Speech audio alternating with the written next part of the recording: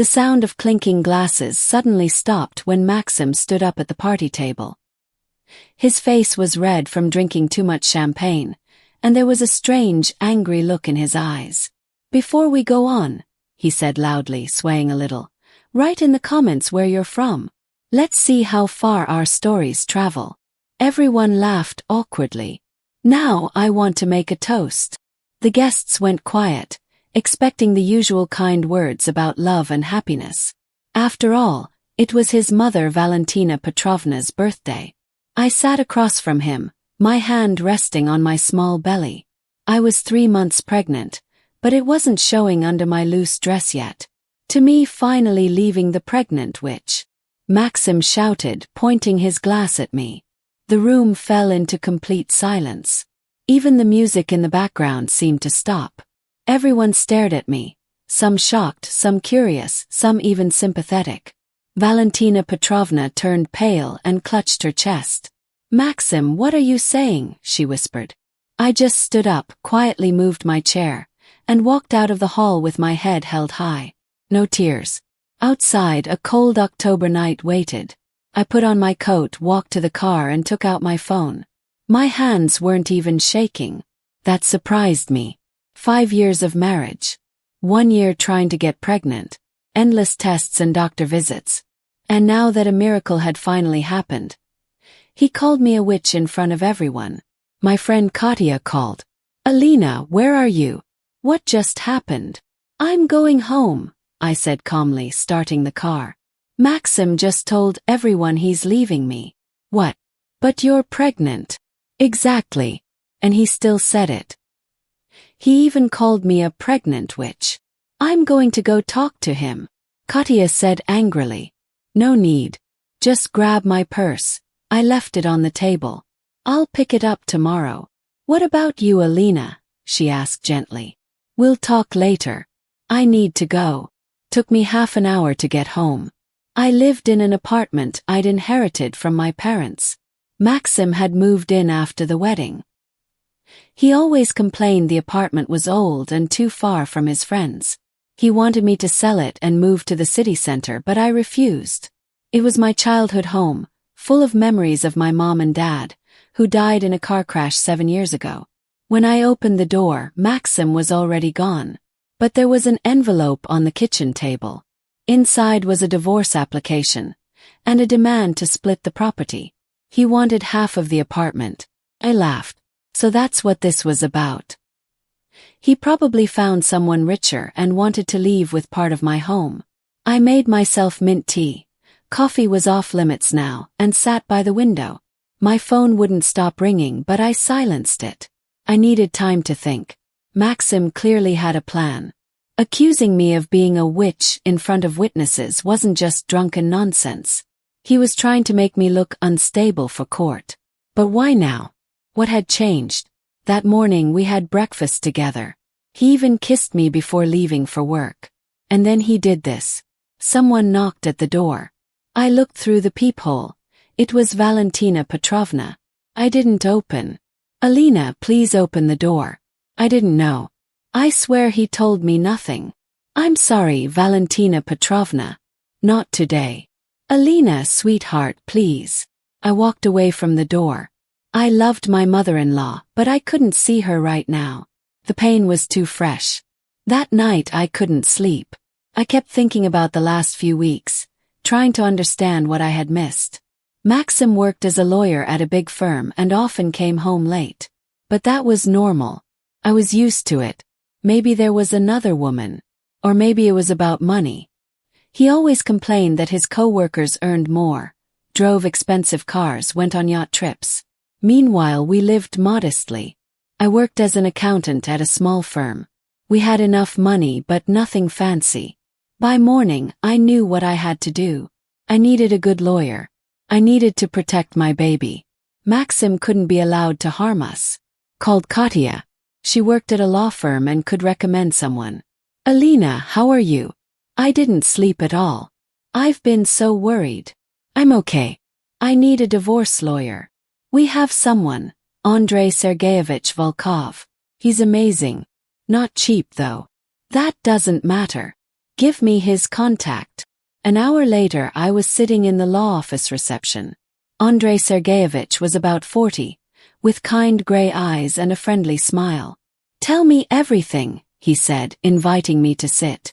I told him what happened last night and showed him the divorce papers.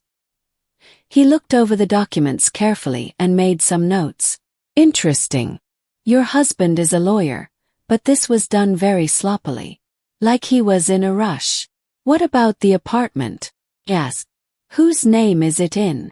Mine. I inherited it from my parents before we got married. Great. Then he has no legal claim. His demand to divide it is baseless. But calling you a witch like that, it's probably his way of making you look mentally unstable in court, said the lawyer. I thought the same, I replied.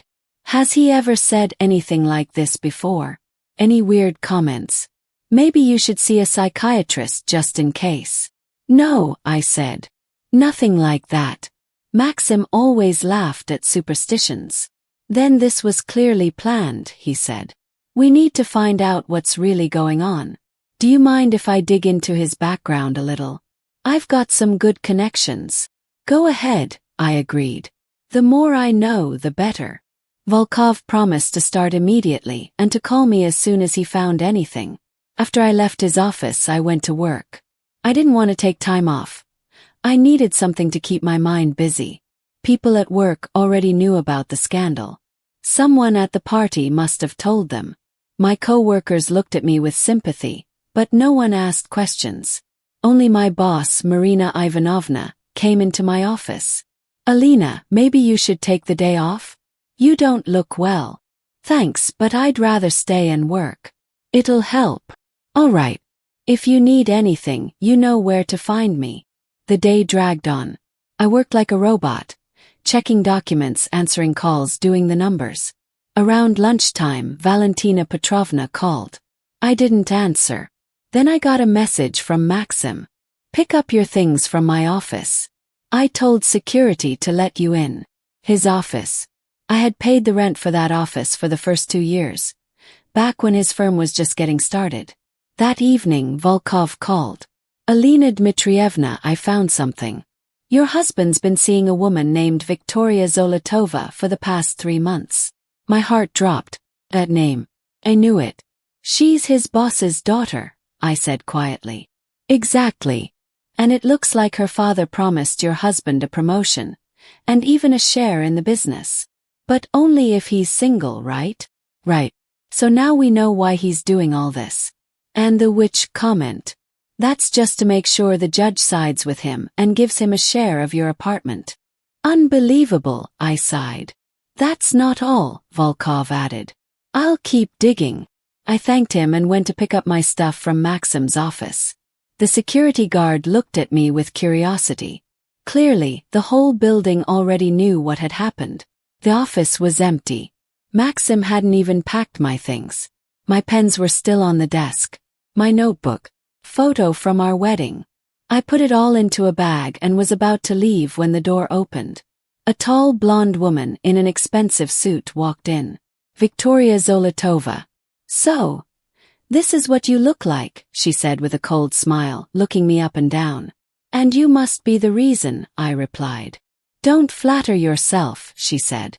Maxim's been wanting to get rid of you for a long time. He just didn't know how until I showed him. I made him realize he deserves better than wasting his life with some boring woman in a cheap apartment. I almost laughed.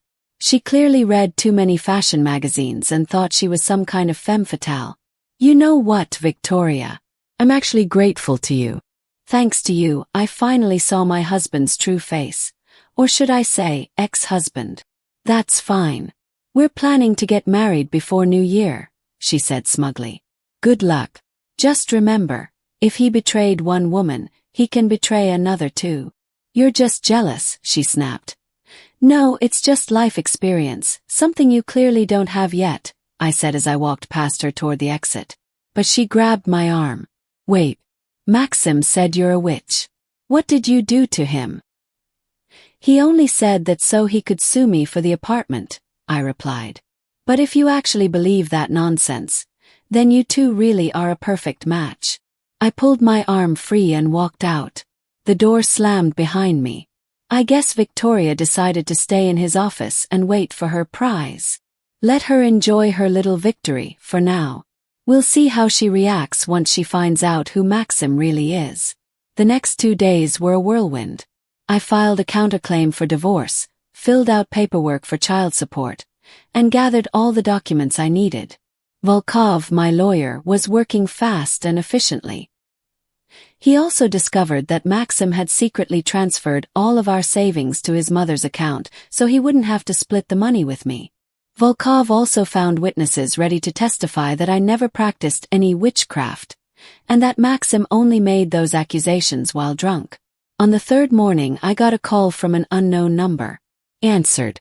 Alina Dmitrievna. Yes. This is Notary Pyotr Nikolaevich Smirnov. I need to meet with you about an inheritance. Inheritance? But my parents died 7 years ago. No, this is from your great-aunt, Anna Pavlovna Serebriakova. You are her only heir. I was stunned. Aunt Anya. That's what I used to call her when I was a kid. She moved to America back in the 90s. We had kept in touch by email, wished each other happy holidays, but only saw each other a few times when she visited Russia. I knew she had become a successful doctor, but I had no idea she was wealthy. When can we meet? Asked. The sooner the better. There are legal deadlines. Can I come today? I agreed and gave him my address. Pyotr Nikolaevich arrived looking like a proper gentleman, older in a neat suit, with a full briefcase of documents. First of all, my condolences, he said. Anna Pavlovna passed away a month ago. A month ago. Why am I only hearing this now? There were delays with paperwork. Your aunt owned a lot of property in the US, and it took time to handle everything. What exactly did she leave me? Asked. He opened the folder and began reading. With every sentence, my eyes grew wider. A house in California worth $3 million. A private medical clinic with steady income. An investment portfolio worth $15 million. Swiss bank accounts. A collection of fine art. And that wasn't all. She also left me a letter. He handed me an envelope. I opened it with shaking hands. Dear Alenaka, if you're reading this, it means I'm no longer here. Please don't be sad. I lived a long, happy life. You were the only family member I truly loved. I remember you telling me as a little girl how you dreamed of becoming a doctor and helping people. Life turned out differently, but I hope this inheritance helps you follow your dreams. Be happy, my dear. Remember, money is a tool, not a goal. Use it wisely. I couldn't stop the tears. Aunt Anya had always been my role model. A strong, independent woman who moved to America alone, with only $200 in her pocket, and built an empire. What do I need to do next? I asked, wiping my eyes. You just need to sign the documents to accept the inheritance, he said. After that, we'll begin the asset transfer. It will take some time, but you'll receive part of the money within a week. Can I ask one thing? Said. Please don't tell anyone. My family situation is complicated. Of course. Everything is protected by notary confidentiality. I signed all the papers. Pyotr Nikolaevich promised to keep me updated and left. I just sat there stunned. $20 million. Clinic. House. It all felt like a dream. And then it hit me. That's why Maxim was in such a hurry to divorce me. He must have found out about the inheritance before I did, probably through his legal contacts. He wanted to get rid of me before the money came in. Because anything received during marriage can be split. That evening I called Volkov and told him everything. He whistled. Now it all makes sense. Your husband definitely had insider information. We need to find out how he knew, Volkov said. What should I do? Asked. For now, stay quiet. Let him think his plan is working. We're going to give him a little surprise. The next day, Maxim sent me a text. We need to meet. Let's discuss the divorce terms. Agreed. I was curious to see his face. We met at a cafe downtown. He didn't come alone. Victoria was with him, probably for backup. He looked confident, even a bit smug. Alina, let's settle this peacefully, he started. I'll take my stuff, you keep the apartment. No child support, no claims. All I ask is that you sign a paper saying you'll never come after me for anything. And the baby? Yes. What baby? He said, acting surprised. I'm not even sure it's mine. You're a witch. You could have fooled around with anyone. Victoria giggled. I looked at her with pity. Poor girl didn't realize who she was really dealing with. Maxim, I have a better offer, I said calmly. You take your things and get out of my life. No claim to my apartment, proper legal child support, and we'll get a paternity test to stop you from insulting my child. He raised his voice. Are you serious right now? I know my rights. I've got a good lawyer. Oh, you have a lawyer, I said, noticing the nervous flicker in his eyes. Do you really think I'll just sit here and let you drag my name through the mud? Fine, he said, leaning back. We'll go to court. Just so you know, I have connections. I'll prove you're unstable. Try it, I said, standing up. Oh, and Maxim, you'll be hearing something very interesting soon. Very, very soon. I left the cafe without explaining what I meant. Let them wonder. Let him panic. 3 days later, Volkov called me. Alina Dmitrievna, he said, I found out how your husband learned about the inheritance. He has a friend at the American consulate. That friend told him there was an inheritance claim for Anna Serebriakova. So he knew about it a whole month ago. Exactly. And right after that he started dating Victoria. He was rushing to get divorced before the money reached you. What a rat, I said. No argument there. But don't worry, we'll handle him. Oh, and good news. The first payment has arrived. Already? Yes. $5 million landed in your account yesterday. Perfect, I said. Then get ready for fireworks. That same evening, Maxim was served with my counterclaim. It included child support, compensation for emotional damage and public humiliation, a full split of our shared assets, and a claim on his business, because I had invested in it for years. Volkov did a brilliant job. The claim was strong enough to make Maxim lose almost everything.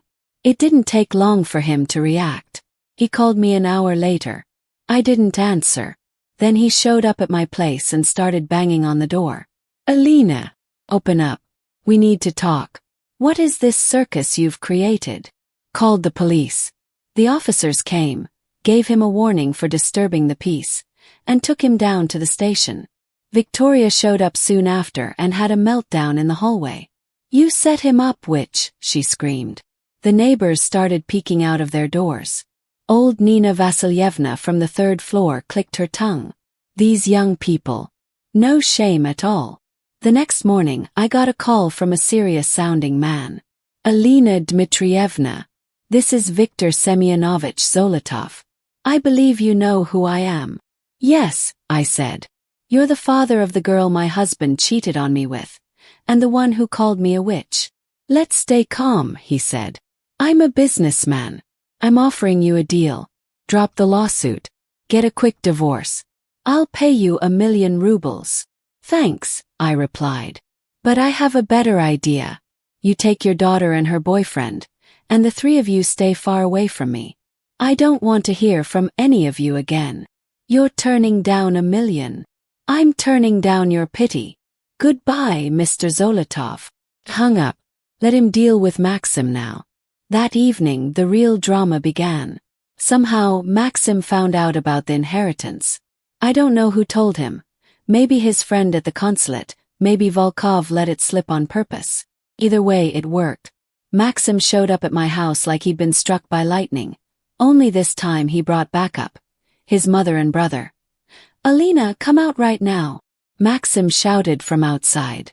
We need to talk. I looked out the window. A whole group was standing there. Valentina Petrovna was crying. Maxim's brother, Igor, was trying to calm him down. Maxim himself looked pale like a ghost. I went downstairs, but I didn't open the door. I spoke through the intercom. What do you want? Alina, is it true about the inheritance? Maxim's voice was shaking. Why do you care? You left me for another woman. But you got $20 million. So what? We're still married. That money belongs to both of us. We were married. Until you called me a witch and walked out. I was drunk. I didn't mean it. Oh yeah. What did you mean then? Listen, let's fix everything. Let's get back together. I still love you. I laughed. Genuinely. Maxim, go home to your Victoria. And tell her father that if he calls me again, I'll report him for trying to bribe me. Alina, be human. Valentina Petrovna pleaded. He's the father of your child. He said himself that he's not sure it's his child. Alina, please forgive him. He's a fool, but he's realized his mistake. I respect you, Valentina Petrovna, but your son made his choice. Now he has to live with it. I turned off the intercom and went back to my apartment. I could still hear yelling and arguing from outside for a while, but eventually it went quiet. An hour later, Volkov called. Alina Dmitrievna, congratulations. Zolotov Sr. has withdrawn his offer to promote your husband. In fact, Maxim has been fired for breaking company ethics. Seriously? Yes. Turns out Zolotov didn't know Maxim was married. When he found out his daughter was dating a man who left his pregnant wife, he was furious.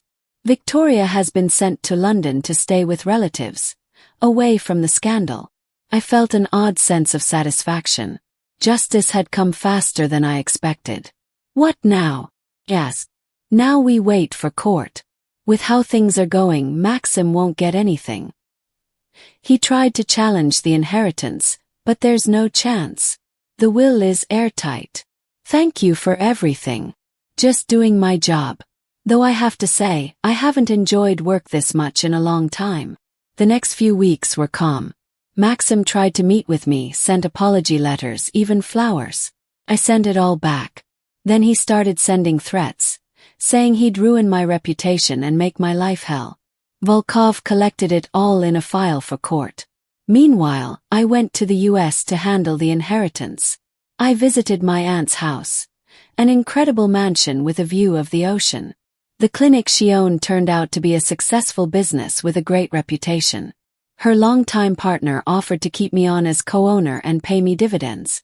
I agreed for now without diving into all the details. 8 weeks after the scandal, the trial finally began. Maxim showed up in an old suit with red eyes. Sitting beside him was a lawyer from a free legal clinic. No good lawyer wanted to represent him after learning the facts. The judge, a woman around 50, reviewed the case carefully. Witnesses supported my story. The medical report showed Maxim had been drinking, but he was still aware of his actions. His claim on my apartment was denied. It had been mine before marriage. But my counterclaim was partially accepted. Maxim was ordered to pay child support and money for emotional damages. The total was large compared to his old salary. But I don't have a job, he shouted. That doesn't remove your responsibilities, the judge replied firmly. After court, Maxim tried to talk to me in the hallway. Alina, what are you doing? You're going to destroy me. No, Maxim. This is the result of your own actions. But you have millions now. Why do you need my little bit of money? It's not a little bit. It's child support, for the baby you once called fattened up. I accept him. I'll do a test. Too late. The court has already decided. He grabbed my hand. Alina, please. Get it now. I was a fool. Just give me one more chance. Let go of her, Volkov said, stepping in. Or I'll call security. Maxim let go. There were tears in his eyes. You'll regret this, when you give birth and end up all alone. Remember me. Better to be alone than with a traitor. I turned around and walked away. He was shouting something behind me, but I didn't listen. That part of my life was over. 3 months passed. I quit my job and started a charity to help single mothers. Aunt Anya would have been proud. Her money was now doing something good. I kept my old apartment in the city, but I also bought a house outside town. It was peaceful there. I was getting ready for my baby to be born. In my 7th month of pregnancy, Valentina Petrovna came to visit. At first I didn't want to see her, but then I softened. She was my child's grandmother. "Alenaka, thank you for letting me in," she said. She looked older and tired. "How's Maxim?" I asked, offering her a seat. "Not good," she said. "He can't find work. Everyone in the legal field knows what happened. He lives with me now, and drinks." "I'm sorry." "No, don't be. It's his fault. I didn't come here for him. I just want to know. Can I visit my grandchild sometimes?" "Of course. You're not responsible for what your son did." She started to cry. "I don't know where we went wrong. He used to be a good boy. Then money and ambition ruined everything." "Don't blame yourself," I said. "Everyone makes their own choices." We drank tea and talked about the baby. She told me she always dreamed of having grandchildren. I said she was welcome to be part of the child's life. When she left, she gave me a small bundle, baby clothes for a boy or a girl. After she left, I sat and thought about how fast everything had changed. Just 6 months ago, I was a normal woman with a small salary and a husband I thought loved me. Now I was a millionaire, a future single mom, and the owner of a charity.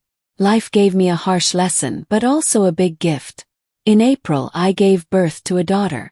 I named her Anna after my aunt. The birth was easy. The baby was healthy and beautiful. Katya was the first to visit. She brought a giant teddy bear. "You're rich now," she laughed. "Your daughter has to have a bear as big as a person." Valentina Petrovna came the next day. When she saw her granddaughter, she burst into tears. "She looks just like Maxim when he was a baby. That same little nose," she said. I stayed quiet. I didn't want to ruin the moment by talking about him. Later I learned more about Maxim from my mother-in-law. He still couldn't find a real job. He tried to start a law office but nobody came. His reputation was ruined. Victoria Zolotova married an English nobleman and forgot all about her Russian fling.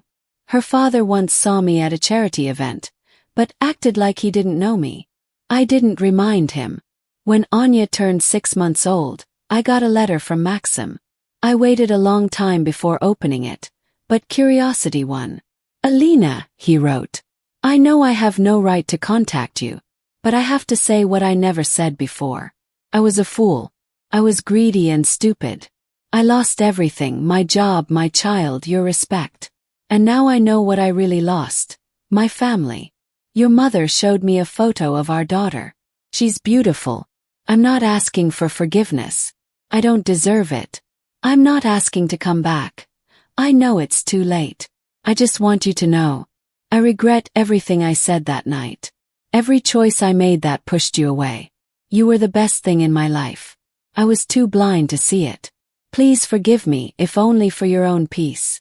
You deserve to be happy. Maxim." I stared at the letter for a long time. There was no anger, just sadness. Sadness for what could have been but wasn't. I didn't reply. There was no point in digging up the past. Life had moved on. The charity grew and helped many women. I traveled to America often to check on the clinic. Anechka, little Anna, was a happy child, loved and cared for. Valentina Petrovna became a regular visitor and helped me raise her. We didn't talk about Maxim. 2 years after the divorce, I met Andrei. Not the lawyer Volkov, another Andrei. He was a doctor from the American clinic and came to Russia for a conference. He was tall, calm, with kind brown eyes. We met at a charity event. He didn't rush. He treated Anechka like his own daughter. A year later we quietly got married. No big party, just close friends and family. Valentina Petrovna cried with joy. "Now this," she said, "is a real man." Then she paused, realizing. "It's okay," I said. "The past is behind us." Andrei turned out to be a wonderful father to Anechka. A year later we had a son. Life had finally settled down. And then, I found out about Maxim by accident. 5 years after our divorce, I ran into a mutual friend. She told me that Maxim had moved to a small town, worked as a legal advisor in a small company, married a local schoolteacher, and had a son. She said he had quit drinking and settled down. I was truly happy for him. Everyone deserves a second chance. Sometimes people need to lose everything to understand what matters. Do you remember that scandal? My friend asked. When he called you a witch. Who would have thought it would all turn out like this? You're rich and happy now. And he found his own kind of happiness too. Simpler but still real. Are you angry at him? She asked. No, I said. He gave me my freedom. Yes, in a very cruel way. But without it, I would have never had the courage to leave. I would have stayed in that unhappy marriage for years. You're wise, she said. Life taught me, I replied. That evening I told Andre about the meeting. He listened calmly. He already knew the full story. Do you want to do something for him? He asked. Anonymously. No, he has his own life now. I won't interfere. You're an amazing woman, he said. You know, most people would have held a grudge forever. What's the point? Smiled. I'm happy. I have you, our kids, and meaningful work. What more could I want? He hugged me. Then why did he call you a witch? He asked jokingly. You're an angel. Maybe because I ended up getting everything I wanted. I laughed. Then he was a prophet. Andre laughed too. We sat on the terrace, watching the kids play in the garden. Anechka was 7 and already going to school. Sasha was 3 and looked just like his dad. Valentina Petrovna was teaching them how to make pies in the kitchen. Sometimes I thought about Aunt Anya. It was strange how fate worked. Her inheritance came just when I had lost everything, left alone, betrayed and humiliated. Felt like she was watching over me from above, helping me start a new life. The foundation I named after her had already helped hundreds of women who had also gone through betrayal, loneliness and heartbreak. But with our support they found new strength, jobs and raised their kids. One day Anechka asked me, Mom, why isn't Dad Andre my real dad? I knew this question would come someday.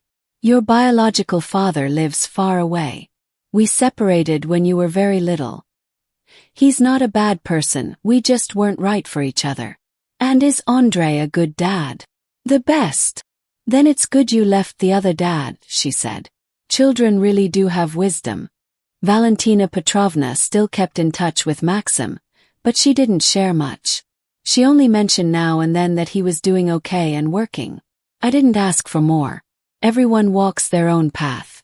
One day she told me, You know, Alina, I think that scandal was a real lesson for him. Hard but needed. He's changed. He's more humble now. Kinder. I'm glad. She asked, Can I show him a photo of the kids? He thought for a moment. He had once turned his back on his child. But he was still the biological father. Okay. But nothing about our lives in detail. Thank you, she said. On the 10th anniversary of the foundation, we received a letter with no return address, but I recognized the handwriting. Inside was a check for a large donation and a short note. For the Anna Serebriakova Foundation. For a good cause. There was no signature, but I knew it was from Maxim. He had managed to rebuild his life. That was his way of saying sorry. Or thank you. I placed the check into the donations folder. The money would help more women. The circle had closed. 15 years had passed since that awful evening. Anechka had grown into a beautiful young woman. She got into medical school, wanting to follow in Andrei's footsteps. Sasha got into programming. And we had one more daughter, little Mashenka. Life moved on. Peacefully. And with love. The foundation became one of the biggest in the country. The American clinic was also doing great. I often spoke at conferences sharing my story. Not to complain or get revenge. But to show other women that life after betrayal does exist. And it can be beautiful. At one of these conferences, a young woman came up to me. Alina Dmitrievna, can I ask you something? Of course, I said. Have you forgiven your ex-husband? Pause. People had asked me this before. And every time I had to think carefully. You know, I said, forgiveness isn't a one-time thing. It's a process. I let go of the anger, the pain, the urge to hurt him back. But I didn't forget that evening. Those words. No, I didn't forget. And I don't want to. Why not? She asked. Because it's part of my story. It's the path that brought me to where I am today. If that scandal never happened, I wouldn't have gotten divorced. I wouldn't have inherited that house. I wouldn't have become free. I wouldn't have met my husband. Or had 2 more wonderful children. So, are you grateful to your ex? She asked. No, I said. That's not the right word. I'm grateful to fate. Fate led me to happiness. Even if it was through pain. He was just a tool of fate. Not a pleasant one. But a necessary one. She thanked me and left. I stood on the stage for a moment, looking at the audience. Hundreds of women. The ones our foundation had helped, volunteers, partners. Each woman had her own pain, her own story, and her own victories. Thought, this is real wealth. Not money in the bank, though that helps. But the ability to help others. To give hope. Change lives. That evening Andre met me with flowers. For what? I asked, surprised. For being you, he said, smiling. The kids were waiting at home. Anechka was studying for exams. Sasha was building something on the computer. Mashenka was drawing. Just a normal evening in a normal home. But I knew how far I had come to get here. During dinner, Anechka asked, Mom, do you regret anything in your life? I looked at her, at Andre, at our younger kids. I remembered that awful night 15 years ago. The pain, the humiliation, the fear. And then the strength I found after. The decision to change. The inheritance. The new love. Peace. No, sweetheart, I said. Not a thing. It was all worth it. And it was real. That pregnant witch he left in front of everyone. She became a successful woman. A loving wife. Proud mother. And Maxim. I hope he found happiness too. Maybe something smaller and quieter. But his own. Because in the end, life gives us what we deserve. Sooner or later. Life is wise. And fair. Sometimes its lessons are painful. But if you accept them, learn from them, and forgive, you'll find the path to real happiness. My story proves that. From a pregnant witch to a happy woman. From betrayal to love. From humiliation to triumph. That's the journey I made. And I don't regret a single step. But let me tell you more. Because between the lines, there's still so much left unsaid. So many small moments that made me who I am today. Let's go back. Back to the time I first found out about the inheritance. Remember I told you I flew to America to visit Aunt Anya's house. That trip wasn't just a visit. It was a real journey. Into the past and into the future at the same time. Her house stood on a cliff, overlooking the Pacific Ocean, in a fancy part of Malibu. When I walked in, I felt something strange, like Aunt Anya was still there. Her photos were on the walls. Her medical books were still in the office. Even a cup of half-finished tea sat on the kitchen counter. The house manager, Robert, an older American man with kind eyes, met me at the door. Mrs. Serebriakova used to talk about you a lot, he said. He showed me your photos and talked about your family, Robert said. Really? But we hardly kept in touch these past few years, I replied, surprised. He followed your life through social media, Robert explained. He knew about your marriage and was happy when he heard you were pregnant. He said you reminded him of himself when he was young, strong and independent. Robert walked me through the house, sharing stories about Aunt Anya. I learned she had never married. She devoted her life to medicine and she was happy. She had close friends, loyal patients, and was involved in many charity projects. Then, as we stepped onto the terrace, Robert asked, "Do you know why she left everything to you?" "No," I said honestly. She had many friends and colleagues, but she said you were the only one in the family who never asked her for money, never hinted for help, and never complained. You just sent warm letters, holiday wishes, and shared your joys. Thought about that. It was true. When relatives heard of Aunt Anya's success, many started contacting her more. But I had always loved her just for who she was. My great-aunt, the one who taught me chess as a child and told me about her dream of becoming a doctor. She left this for you too, Robert said, handing me a small box. Inside was a diamond ring and a note. This is my mother's ring. I kept it all my life but never wore it. I never met the one. I hope you have better luck. Wear it with love. I couldn't hold back my tears. In that moment I felt the deep connection between generations, the strength of the women in our family. Aunt Anya had moved to a foreign country all alone, built an empire, and was now passing it on to me. When I arrived at her clinic, people were cautious. A new owner, foreign, from Russia. But when Robert introduced me as Dr. Serebriakova's niece, the mood changed. The head doctor, Michael Thompson, gave me a tour. The clinic specialized in women's health and fertility issues. Aunt Anya had tried many times to get pregnant herself but never could. That's why she dedicated her life to helping other women. Your aunt wasn't just a doctor, Dr. Thompson said. She was a miracle worker.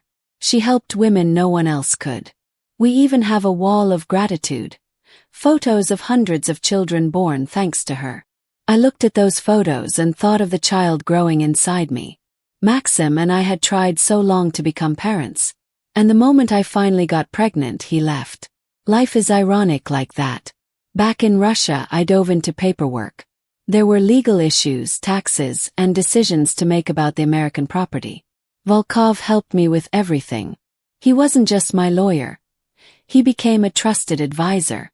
One day he asked, Alina Dmitrievna, have you thought about moving to the US? You have a house, a business there. Thought about it. But my roots were here. My parents' graves, my friends. And more importantly, I wanted my child to grow up in Russia. It wasn't about patriotism, it was about purpose. I believed Aunt Anya's money should also work here. So many women here need help. That's how the idea for the foundation was born. I spent a long time thinking about the concept, talking to psychologists, lawyers, and social workers. Eventually, I decided it wouldn't just give out money. It would give real help, education, jobs, and emotional support. Not just a fish, but a fishing rod. Our first office opened in the neighborhood where I used to live. We rented a small space on the ground floor of an apartment building and renovated it to feel warm and homey. Not like a government office. Katia became my right hand. She left her job at a big law firm and fully dedicated herself to the foundation. You know, Alina, I always dreamed of doing something that truly matters, she once told me. Not just defending rich men in court. Our first 3 clients were women in crisis. Olga was a single mother of 2 who had escaped her abusive husband. She was living in a shelter, couldn't find a job. Who would hire a woman with no education, no experience, and 2 small kids? We paid for her accounting courses, helped her rent an apartment, and found a kindergarten for her kids. 6 months later, she was working at a small company and paying rent on her own. Marina was a 19-year-old student, pregnant by her married professor. The parents kicked him out of the house and the guy disappeared. We helped her finish her studies and find a job with a flexible schedule. We also paid for a nanny. Now she's a successful programmer raising a beautiful daughter. Elena was over 40. She had spent her whole life at home with kids. Then her husband left her for a younger woman and gave her no support. She had no education or work experience. We sent her to cooking classes. She always loved to cook. Now she owns a small home-style cafe. These stories inspired me. Every day I saw women who had been knocked down by life, getting back up and moving forward. My belly grew, and with it, my understanding. I wasn't alone. There are so many of us, abandoned, betrayed, but not broken. The labor started 2 weeks early. I was home alone. Katia had left for fund business. Valentina Petrovna was also gone. Suddenly the contractions began. My water broke right in the kitchen. I called an ambulance and Katia. I'm coming. Hang in there. she shouted on the phone. At the hospital, a young midwife saw me and gasped, "You're the woman from the news." The story about the pregnant witch had spread. Someone had filmed that awful night and posted it online. "Don't think about that now," said Dr. Tatiana Mikhailovna. "You have more important work. Let's bring a healthy baby into the world." The birth was hard. 9 hours of contractions, pain, and screaming. At some point I thought, maybe Maxim was right. Maybe I really am a witch. Maybe this is my punishment. But then I heard my daughter cry, and all those dark thoughts vanished. She was beautiful. Small, red, wrinkled, but beautiful. My Anichka. My little miracle. Katya arrived right after. When she saw me with Anichka, she cried, "You're amazing. You did this alone without a husband." "I could never." "Yes, you could," I said. "Women are strong. We just don't always know it." The next day, Valentina Petrovna came. She brought a huge bouquet of roses and an envelope of money. "This is from me. For the baby's needs," she said.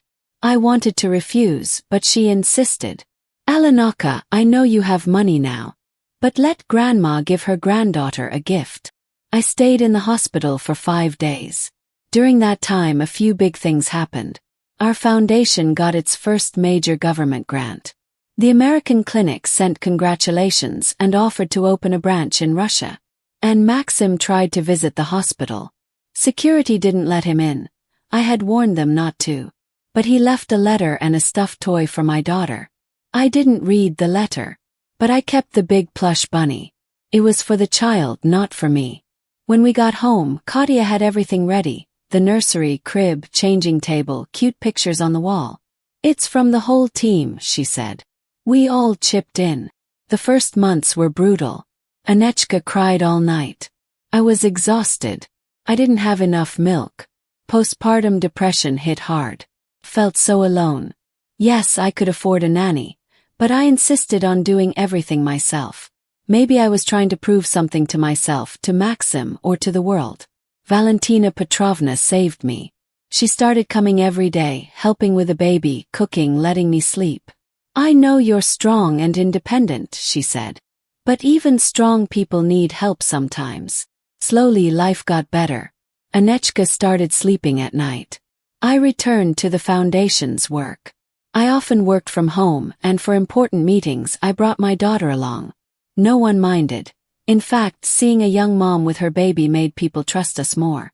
By the time Anichka was 6 months old, we had already helped 50 women. We rented a second space, hired a psychologist, a lawyer, and a social worker. Katya had a great idea. "Let's create a kids' room here at the foundation, so moms can bring their kids." It was a brilliant idea. Many women couldn't leave their babies and were too afraid to ask for help. Then one day, a woman came whose story broke my heart. Her name was Vera. She was 35. Her husband had been beating her for 10 years. She stayed for the kids. But then he hit their oldest son. Vera grabbed her 3 kids and ran, in the middle of the night, through a window. They lived in a friend's basement and survived on small jobs. "I thought we'd die like that," she cried. "But then I heard about your foundation. I thought, why not try? Things can't get worse." We found her an apartment, got her kids into school and daycare, found her work as a seamstress. She was good at sewing. Our lawyer helped her file for divorce and take away her husband's parental rights. A year later, Vera opened her own little studio. "You saved our lives," she told me. "No," I said. "You saved yourself. You found the courage to leave and ask for help." We just gave them the tools. More and more women came to us with stories like this. They were all different. Young, older, with or without kids, educated or not. But they all had one thing in common. They had gone through betrayal, pain, and abuse, and still found the strength to start again. When I looked at them, I saw myself from a year ago. Confused, hurt, but not broken. And I realized Aunt Anya was right. Money is just a tool that can help change lives.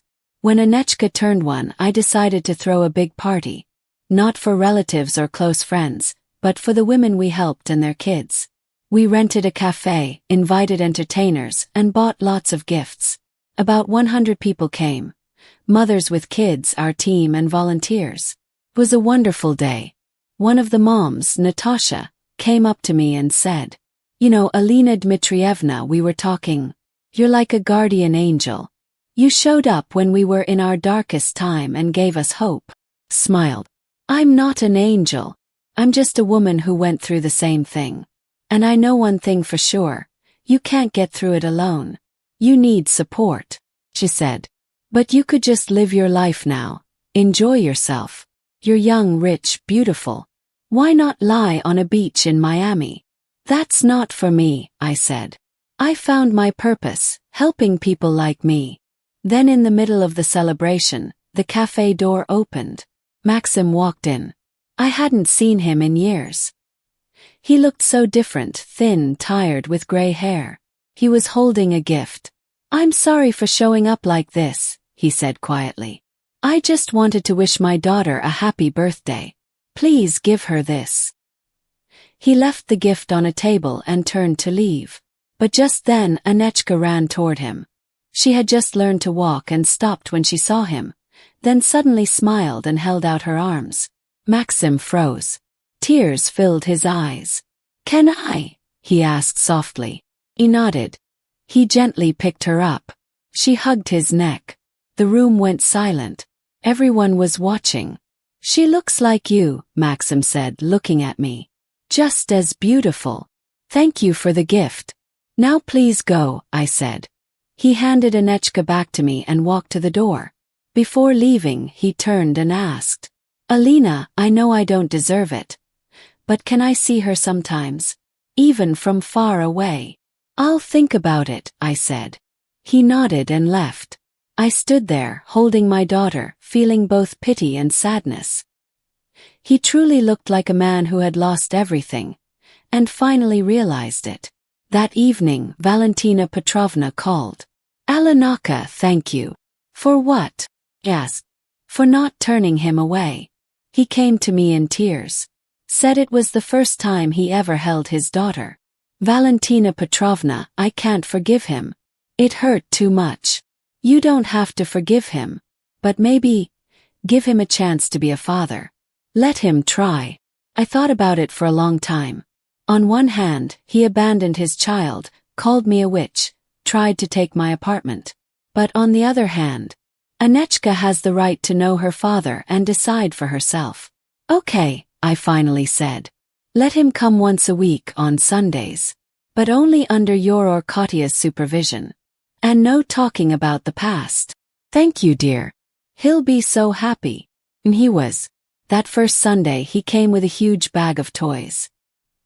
He didn't know what to do, was scared to even touch Anechka. But little by little, he got more comfortable. He turned out to be a good father, patient, caring, gentle. Anechka fell in love with him. She waited for Sundays. And I watched them together, wondering why he couldn't be like this before. Why did he have to lose everything to realize how important family is? Meanwhile, our foundation kept growing. We opened branches in 3 cities, started education programs, and created a support center with psychologists. Even the government noticed us. I got invited to speak at the Federation Council. The American clinic also kept in touch. We opened a branch in Moscow and launched a free IVF program for women who couldn't afford it. For some, it was their only hope of becoming mothers. Then, when Anechka turned 2, Andrei came into my life. Or rather, came back. We had gone to school in the same grade, but I didn't remember him. He had come from America to speak at a medical conference, saw my name on the list of organizers, and decided to reach out. Alina Dmitrieva. A tall man with kind brown eyes called my name. "Now it's Sarah Briakova," I smiled. "And you?" "Andrei Kovalev. We went to the same school. I was 2 years ahead of you." I barely remembered him. Tall, smart, always winning academic contests. A real star back then. He studied medicine and then disappeared from the radar. "I heard your story," he said over coffee. It was everywhere in America. A Russian heiress, Anna Serebriakova, left by her husband, starting a charity foundation. Maybe not exactly as dramatic as the news made it sound, but still very impressive. I've been working with your aunt for the last 5 years. She was amazing. You knew Aunt Anya. She was my mentor. I specialize in infertility treatment. She was a legend in this field. We talked for 3 hours about Aunt Anya medicine and the foundation. He turned out to be smart, kind, and funny. When we said goodbye, he asked, "Can I see you again? Not for work, just dinner." I was surprised. I hadn't been on a single date in 2 years. My life was all about my daughter and the foundation. "I have a child," I said. "I know. And that's great. I love kids." A week later we met again. Then again. Andre turned out to be a wonderful man. He didn't rush anything, didn't pressure me, he was just there. He met Anechka and became her friend. She called him Uncle Andre and loved playing with him. "Why aren't you married?" I asked him one day. "There are so many great women in America." I was married. We divorced 5 years ago. My wife wanted me to quit medicine and go into business. She said doctors don't make enough money. But I couldn't leave medicine, it's my passion. "And you?" he asked. "Are you scared history will repeat itself?" "I am," I admitted. "My ex left me for money and career." "Alina, I'm not him. I don't want your money. I earn enough. I want you." We had been together for 6 months when something unexpected happened. One Sunday Maxim, my ex, came to see Anechka as usual. I stepped into another room to get her toys. When I came back, Maxim and Andre were facing each other. "So, you're the new man," Maxim said, his voice shaking. "Yes," Andre replied calmly. "And you must be the ex-husband. I'm the father of her child. The one she was pregnant with when I left." "That's none of my business," Andre said. "It became my business when I fell in love with Alina." They stood there, staring at each other like two rivals. Anechka felt the tension and started crying. "Enough," I said. "Maxim, your time is up. See you next Sunday." "Andre, let's go." We left. Later that night, Maxim sent me a message. "So that's why you let me see my daughter. Found her a new dad and cleared your conscience." I didn't reply. There was no point. I had made my decision long before Andre came into our lives. It was for Anechka, not for him. And definitely not to ease my guilt. I didn't feel guilty. The next Sunday Maxim didn't show up. Or the one after that. Valentina Petrovna called me, apologizing. "He's upset," she said. "Let him be upset," I replied. "But Anechka shouldn't suffer because of his feelings." On the 3rd week he came. He brought Valentina and a new doll for Anechka, but he looked down, tired and sad. He played with her but it felt off. He kept staring out the window. "Maxim, what's wrong?" I asked. "If you're just here to check a box, don't come. She feels your mood." "I'm sorry," he said. "It's just hard." "What's hard?" "To see you happy," he whispered. "Because it should have been me. I should have been there when you gave birth. I should have seen her first steps, heard her first word. But I chose something else. Victoria, her money, my career. I was a fool." He was shouting now. "I lost everything. And only now do I realize what I gave up, when I see you with him. That's how you used to look at me." "Maxim, stop. This isn't helping." "I know. Just one question. Do you love him?" I looked him in the eye. "Yes, I love him. He's kind, caring, dependable. He loves me and Anechka. I feel safe with him. And you didn't feel that with me." "No," I said. "With you I was always tense. I was scared to say or do something wrong. You were never happy about the apartment, my job, how I looked. I just wanted the best for us." "No, Maxim. You wanted the best for yourself. I was just a part of your perfect life, until you found something better." He lowered his head. Anechka ran over with her doll, saying something in her baby talk.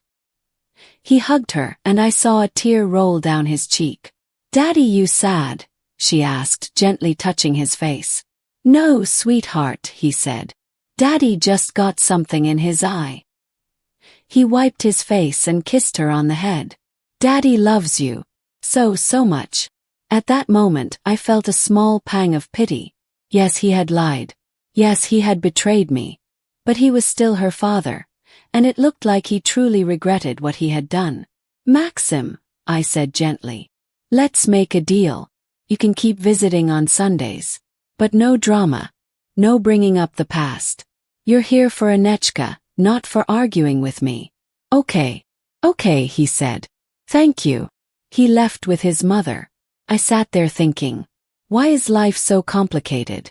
Why can't you just erase someone from your life when you share a child? Was I doing the right thing by letting him see her? That night I told Andrei everything. He listened quietly and held me. You're doing the right thing, he said. Anechka isn't responsible for her father's mistakes. She deserves to know him. But it's so hard to see him every week. I know. But you're strong and I'm here with you. Andrei proposed when we were in America, checking on the clinic. That evening we walked along the beach near Aunt Anya's house. The sunset over the ocean was beautiful. Alina, he said suddenly, getting down on one knee. I couldn't breathe for a moment. I know your first marriage ended badly. I know you're scared it could happen again. But I love you. I love Anechka. I want to be with you. Will you marry me? In his hand was a small box with a ring.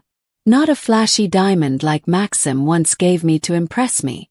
Just a simple, beautiful ring with a small sapphire. My favorite stone. Andrei. Tears filled my eyes. Don't answer now, he said. Think about it. I'll wait. You don't need to wait. Yes, I'll marry you. He picked me up and spun me around. We laughed and cried at the same time. People walking by smiled at us. One older couple even clapped. Congratulations, the woman said. Be happy. And I knew we would be. This wasn't just young passion. This was a choice. Two adults who knew what they wanted. We planned a small wedding. Only close friends and family. No crowds, no big speeches. I remembered how my first wedding ended. And I didn't want that again. Katya helped plan everything. Finally, she said. I thought you were going to stay single forever. I'm not a widow, I laughed. I'm divorced. Whatever. The main thing is, you're marrying the right guy. The hardest part was telling Maxim. I didn't have to, but his mother insisted. It's better he hears it from you. We met at a cafe. He came in looking nervous. Is something wrong with Anechka? He asked. No, she's fine, I said. But I wanted to tell you, I'm getting married. To Andrei. He froze. His face turned pale. His hands clenched. I braced myself for him to explode, but he just leaned back in his chair and closed his eyes. I knew this would happen, he said quietly. I was hoping to tell you later, but I wanted you to hear it from me first, I said. Andrei will be a good father to Anechka, but he's not going to take your place. You'll always be her dad. Thank you, he replied, his voice low. For what? Yes. For not cutting me out of her life completely, even though you had every right to. We sat in silence for a while. Then he asked, Can I come to the wedding? I was surprised. Why would you want to? I want to see that you're truly happy. And I want to say sorry. In front of everyone. For everything. Maxim, that's not necessary. It is to me. You need it. Otherwise, I won't be able to move on. I thought for a moment. On one hand, it would be strange to have him at the wedding. On the other, if it helps him let go, why not? As long as there are no scenes or drama.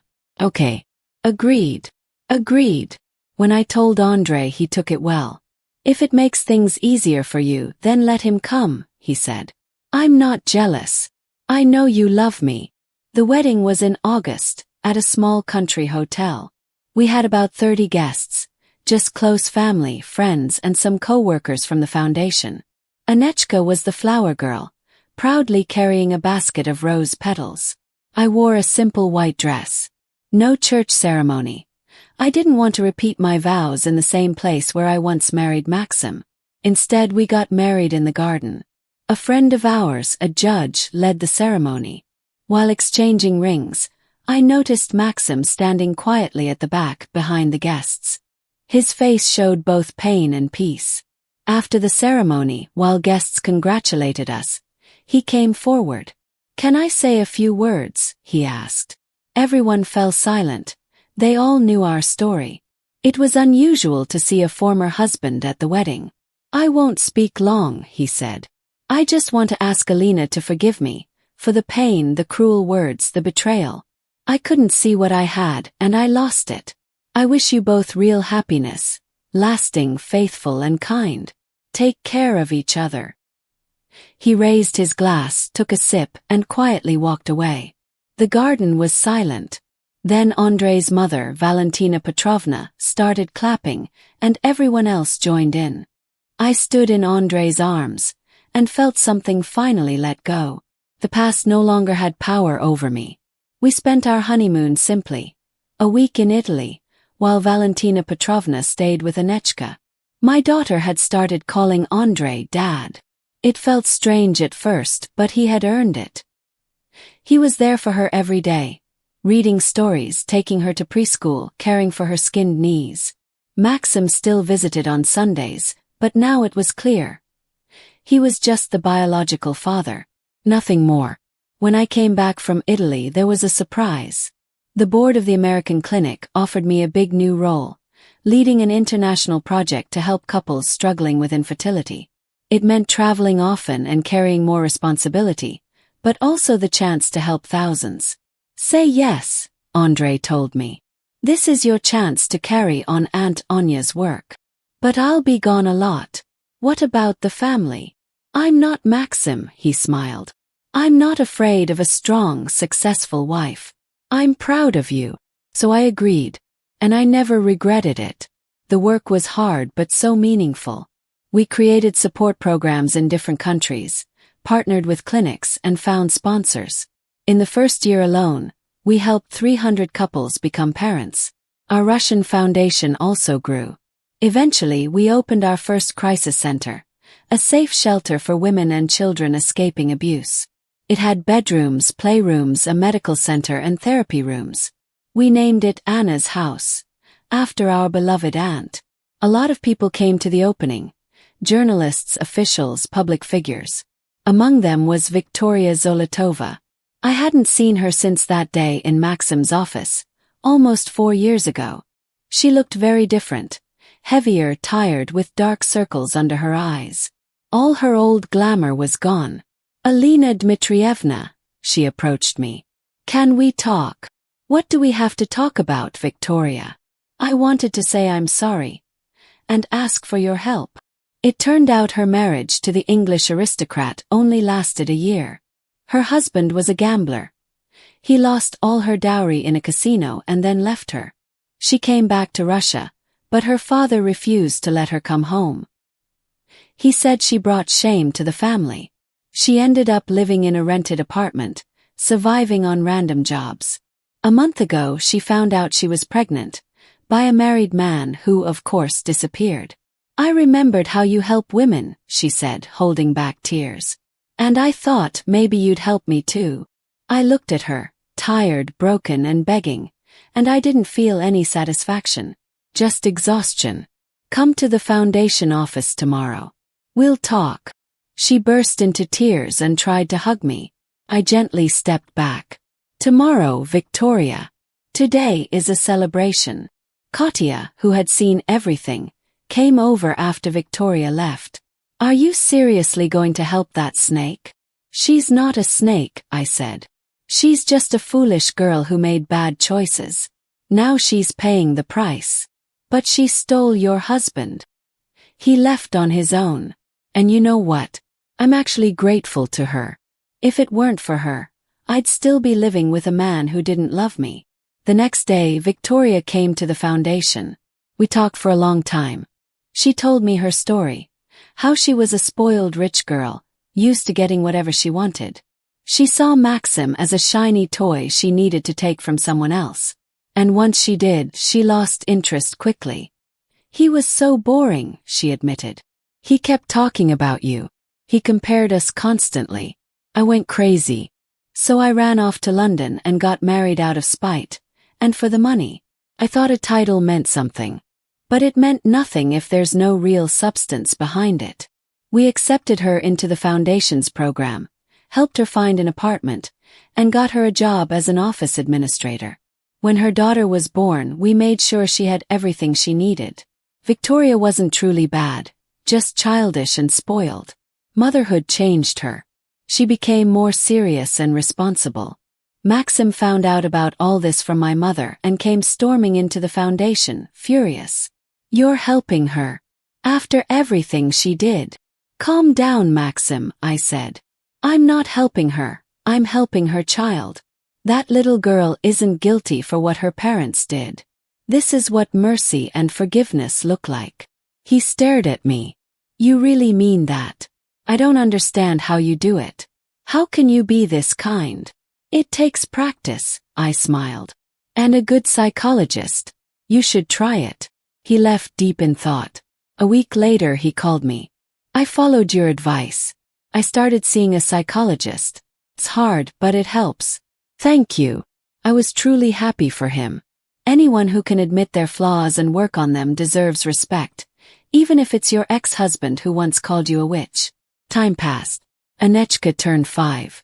Andre and I started talking about having another baby. Everything with Andre was so different from Maxim. No pressure, no stress. Just love and the dream of a big family. 6 months later, the test showed 2 lines.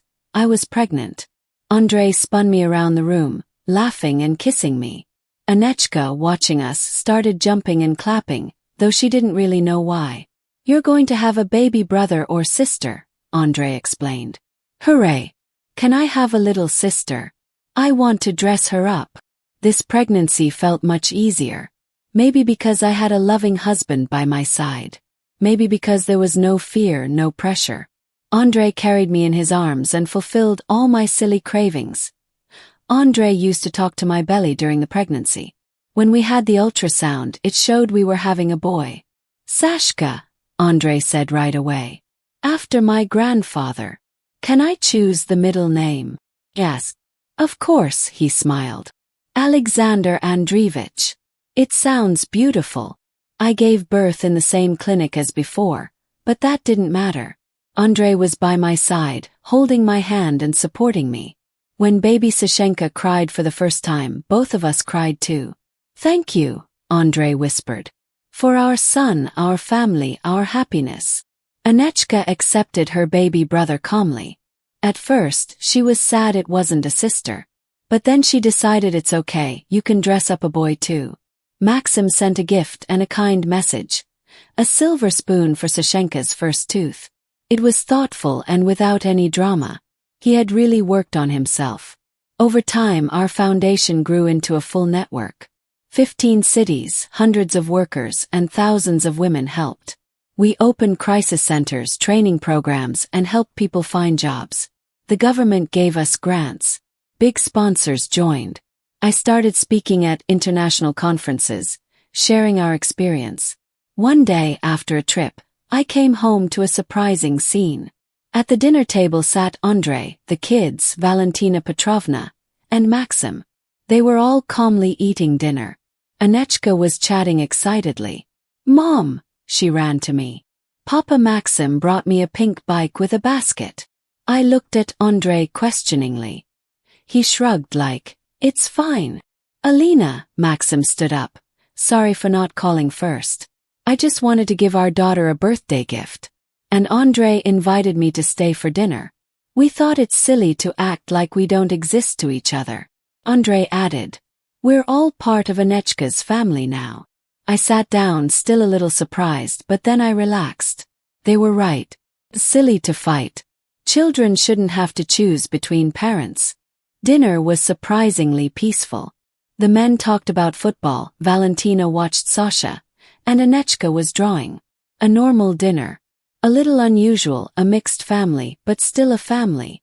When we walked them out, Maxim told me, I used to wonder why you named the foundation after your aunt. Now I understand. She didn't just give you money. She gave you freedom to be yourself, to help others, to live your life your own way. You're right, I said. Aunt Anya always said, money is just a tool. What matters is how you use it. You're using it right, Maxim said. I'm proud of you. Really? Thank you, Maxim. He nodded and walked toward the car, then turned back. And thank you again for forgiving me. Not everyone could do that. I didn't forgive you for your sake, I said. I did it for mine so I could move on. I know. But still, thank you. He left. I stayed standing on the porch. Andre came behind me and hugged me. I'm a little tired, I said. It was a strange evening, he said. But a good one, right? Yes, a good one. 5 more years passed. Anechka turned 10. A beautiful, smart girl, her parents' pride. Everyone thought she'd study medicine like Andre. But she said she wanted to be a lawyer. Like Daddy Maxim, she said. But a good one who protects people. Maxim almost cried when he heard that. By then he had truly changed. He worked at a human rights organization, helped poor people, and had remarried to a calm and wise woman. They had a son. Anechka adored her little brother, even if she only saw him on weekends. Sashenka grew up just like Andre, calm and thoughtful. Andre and I had another daughter, little Masha. 3 children, 2 fathers. But we loved them all the same. By then, our foundation had gone international. We opened branches in 5 countries and launched an online help platform. I couldn't spend as much time on it anymore.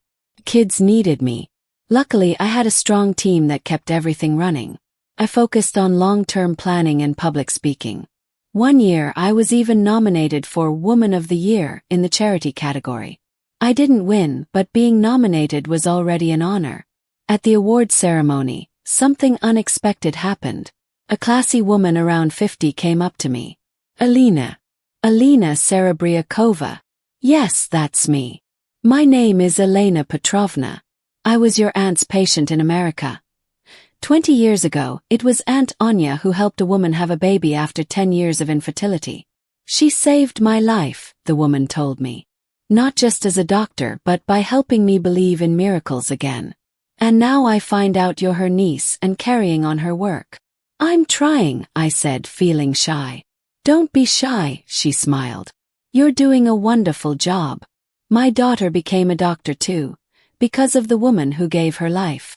We talked for a long time. Her name was Elena Petrovna, and she shared stories about Aunt Anya. How kind she was, how she always knew how to connect with each patient. Do you know what she once said? Lena asked. The most important part of treating infertility is faith. A woman must believe she can become a mother, and the doctor's job is to protect that belief. I listened and thought, how much do I still not know about Aunt Anya? How many lives did she change? How many women did she help become mothers? And now, her money is working for the same goal, to give women hope and support. That evening I told Andre about the meeting. The kids were asleep, and we were sitting on the terrace, drinking tea. You know, I said suddenly, sometimes I wonder, what if Maxim had never caused that scandal? Would we still be together? Maybe, Andre said. But then you wouldn't have inherited anything, you wouldn't have started the foundation, you wouldn't have met me, and we wouldn't have had Sasha or Masha. That's true, I nodded. It's strange, but in a way, I'm almost thankful to Maxim. He freed me, for real happiness. You're not jealous of the past? Yes. What's the point? He smiled. Your past made you who you are, and that's the woman I love. Strong, wise, and kind. If there had been no pain, there would have been no growth. Kissed him. My wise, understanding husband. I was so lucky to find him. That night, I dreamed of Aunt Anya. She looked young, beautiful in a white coat. I'm proud of you, Alenaka, she said. You've used my gift well. I miss you so much, Aunt Anya, I whispered. I'm always with you, she said. In every woman you've helped, in every child born through your clinics, in every new life saved in your crisis centers. I woke up with tears in my eyes. But they were tears of gratitude, for the lessons, the love, and the chance to help others. 5 more years passed. It had been 15 years since that night when Maxim called me a pregnant witch. Anechka was now 15. A beautiful, smart girl. Everyone at school admired her. She was preparing to study law, dreaming of helping people, not hurting them. Maxim was helping her prepare. They spent lots of time together, and I loved seeing how close they were. Child has a right to her father. Sashenka was 13 now. He was into programming, just like his sister predicted when he was little. Mashenka was 8. Our little princess.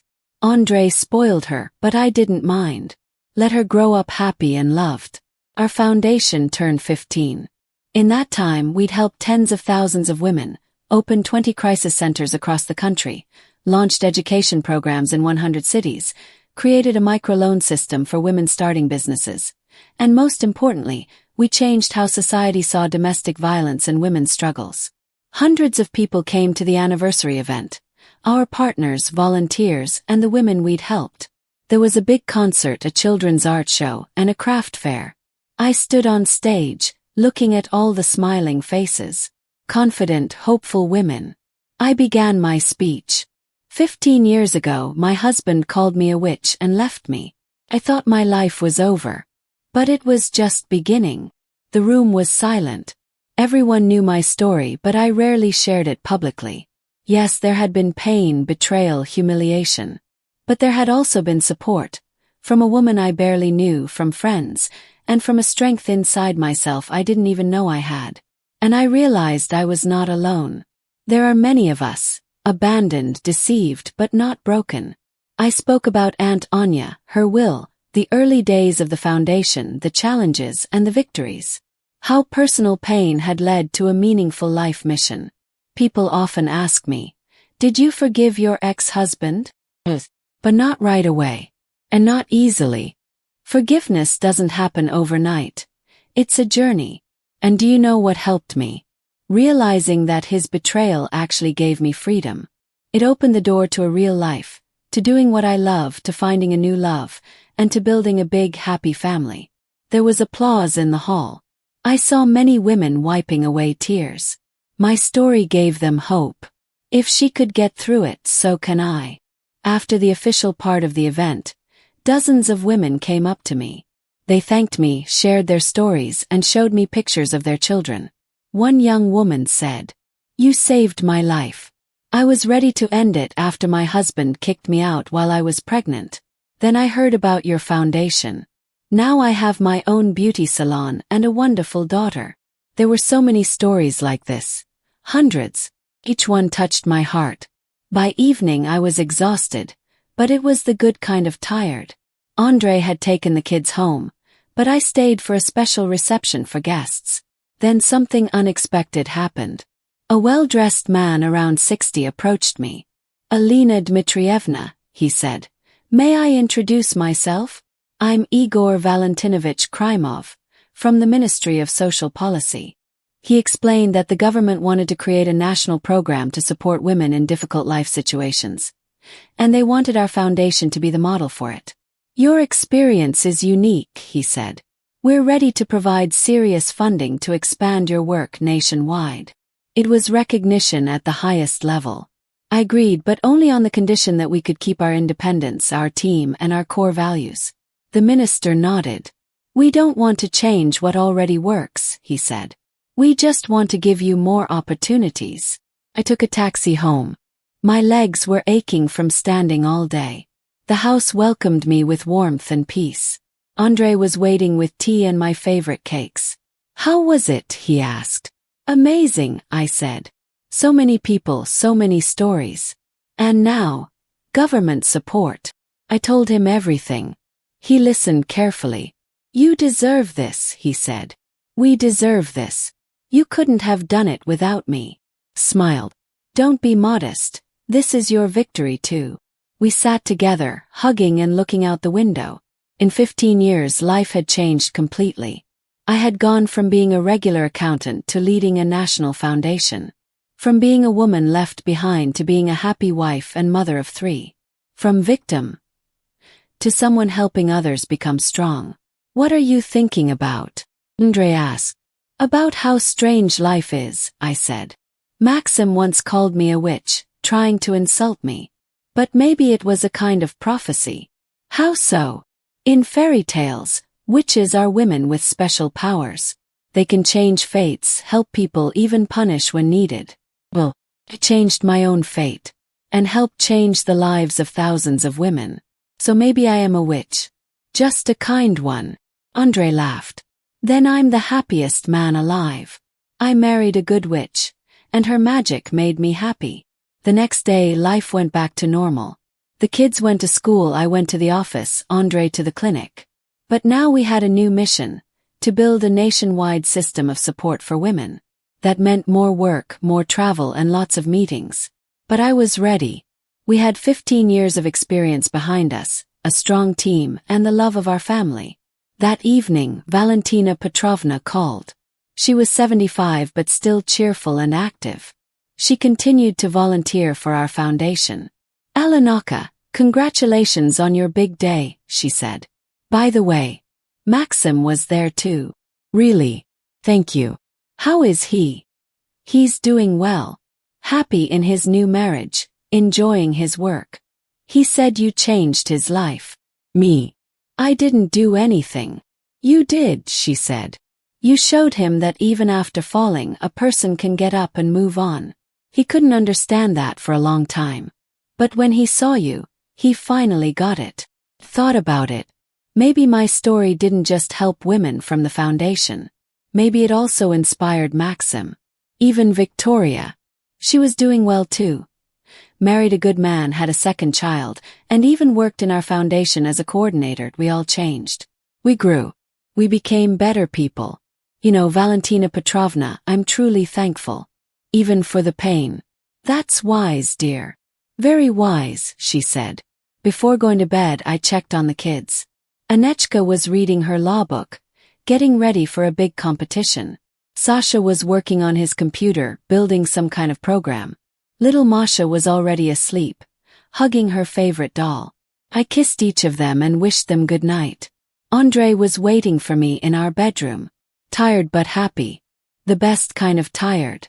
We lay there in the dark. I thought about how one single moment can change everything.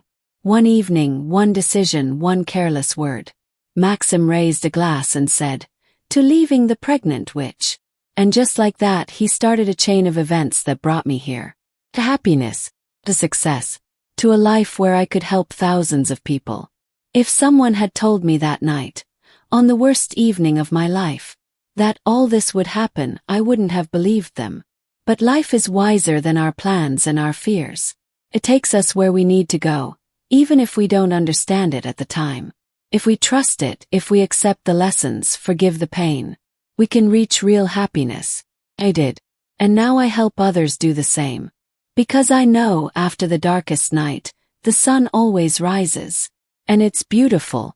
I smiled as I fell asleep. Tomorrow would bring new work, new stories.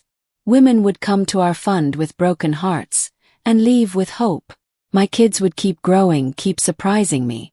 And Andre would still be by my side. Loving, steady, strong.